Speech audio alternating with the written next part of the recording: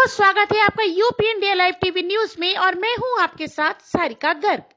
आइए जानते हैं खबरें विस्तार से। उत्तर प्रदेश के मुख्यमंत्री योगी आदित्यनाथ रविवार को पहुंचे धर्म नगरी अयोध्या धाम। प्रभु श्री राम की जन्मस्थली अयोध्या के विभिन्न मंदिरों में भगवान के दर्शन हनुमानगढ़ी पर पहुंचकर बजरंग बली के चरणों में प्रसाद पुष्प अर्पित किया। मुख्यमंत्री के अयोध्या धाम पहुंचने पर मंडल अयोध्या प्रशासन की ओर से सुरक्षा के लिए पुख्ता बंदोबस्त किए गए। मुख्यमंत्री ने अयोध्या मंडल स्तर पर अधिकारियों के साथ समीक्षा बैठक कर संबंधित अधिकारियों को आवश्यक दिशा निर्देश भी दिए। UP India live TV news के लिए अयोध्या से प्रधान संपादक सीवी मणि त्रिपाठी की खास रिपोर्ट, जिसमें अयोध्या वास्तव में जिस प्रकार के आध्यात्मिक विकास के साथ ही भौतिक विकास की हकदार थी, उस प्रकार के भौतिक विकास की प्रक्रिया को हम इसको आगे बढ़ा सकें और ये प्रक्रिया हमारी अलग अलग विभागों की तेज़ी के साथ पर्यटन और संस्कृति,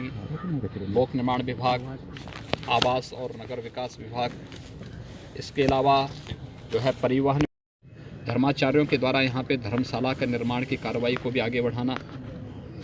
सरयू जी के जल प्रवाह को राम जी की पेड़ी में भी उसी तर्ज पर आगे बढ़ाने की कार्रवाई करना, जैसे हरिद्वार में गंगा जी में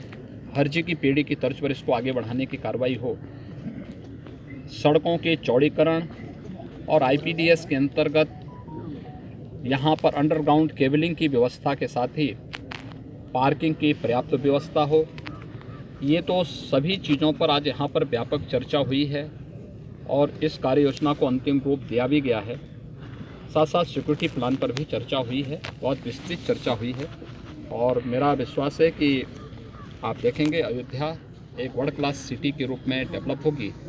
और अयोध्या के अंदर उस प्रकार की संभावनाएं हैं। प्रधानमंत्री जी के द्वारा अयोध्या में श्री राम जन्मभूमि पर मंदिर शिलान्यास के साथ अगर हम देखेंगे तो विगत वर्षों की तुलना में अयोध्या में काफ़ी गुना श्रद्धालुओं की संख्या बढ़ी है, पर्यटक और श्रद्धालुओं की संख्या बढ़ी है।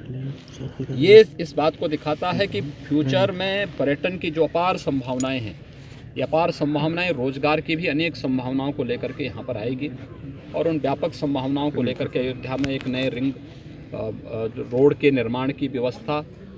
जो लोग अयोध्या नहीं आना चाहते, बाहर से निकलना चाहते हैं, तो उन लोगों के लिए हम उस प्रकार की सुविधा देने एनएचआई के साथ मिलकर उस प्रकार की व्यवस्था देने जा रहे हैं। हर एक ओर से आने वाले लोगों के लिए पार्किंग की अलग से व्यवस्था यहाँ पर देने की व्यवस्था, सड़कों के चौड़ीकरण की व्यवस्था, सड़कों के चौड़ीकरण के साथ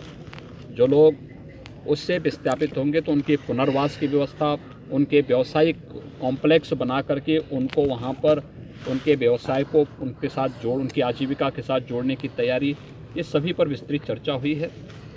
और मेरा अनुमान है कि अयोध्या में बहुत शीघ्र इन योजनाओं के माध्यम से एक नई अयोध्या